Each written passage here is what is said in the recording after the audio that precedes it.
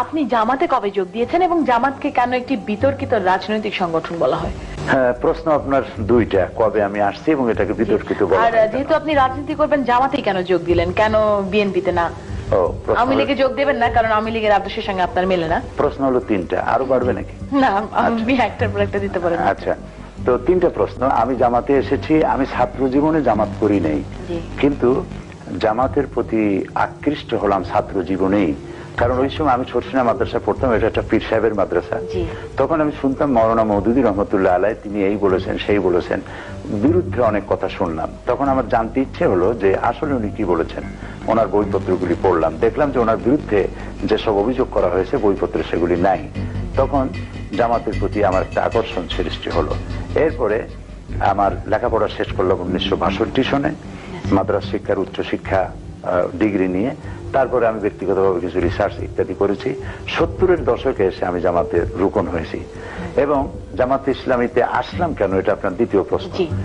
এটা হচ্ছে যে ইসলামে যেমন আল্লাহ তাআলা বলেছেন আকিমুস সালাত, নামাজকে প্রতিষ্ঠা করো, সেই আল্লাহ তাআলা আবার বলেছেন আন আকিমুদ্দিন ওয়ালা তাতাফাররাকু, তোমরা দ্বীনকে প্রতিষ্ঠা করো আর এ ব্যাপারে কোনো মতপার্থক্য সৃষ্টি করো না। নামাজ পড়া যেমন ফরজ, আল্লাহর হুকুম অনুযায়ী ব্যক্তি, পরিবার, সমাজ ও রাষ্ট্র পরিচালনা করা ঠিক তেমন ফরজ। সেই জন্য এই ফরজ দায়িত্ব পালনের জন্য একটা দলে শরিক না হলে একাই কি এটা করা সম্ভব নয়।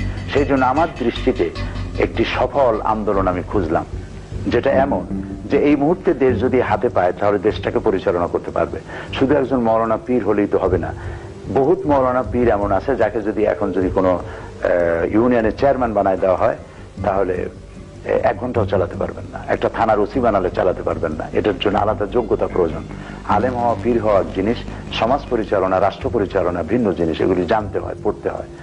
এবং এই আন্দোলনকে পরিচালনা করার জন্য পত্রিকা থাকতে হয়, তারপরে সাহিত্য থাকতে হয়, বিভিন্ন সেক্টরে কাজ করতে হয়। আমি দেখলাম জামাত ইসলামী এমন একটি দল যার অঙ্গ সংগঠন আছে অনেকগুলি, শ্রমিকদের মধ্যে কাজ করছে, নারীদের মধ্যে করছে, অমুসলিম নাগরিকদের মধ্যে করছে, প্রশাসনের মধ্যে করতেছে, ছাত্র ছাত্রী, চাষি, সর্বস্তরে, এবং তাদের সাহিত্যের একটা বিশাল ভান্ডার আছে এবং পত্রপত্রিকা আছে, বাংলা, ইংরেজি, উর্দু, আরবি, ছাত্র সংগঠন ইত্যাদি সবকিছু আছে। আমি ভাবলাম যে ইসলাম অনুযায়ী দেশকে পরিচালিত করতে হলে এরকম একটি যোগ্যতা সম্পন্ন একটি সুশৃঙ্খল সংগঠন আমার প্রয়োজন। এই প্রয়োজন ভেবেই আমি জামাত ইসলামীতে অংশগ্রহণ করেছি এবং একজন কর্মী হিসাবে কাজ করে যাচ্ছি। এবং আল্লাহর কাছে আমি দোয়া করি যেন আমার জীবনের শেষ মুহূর্ত পর্যন্ত আমার প্রিয় সংগঠন জামাত ইসলামীর সাথেই আমি থাকতে পারি।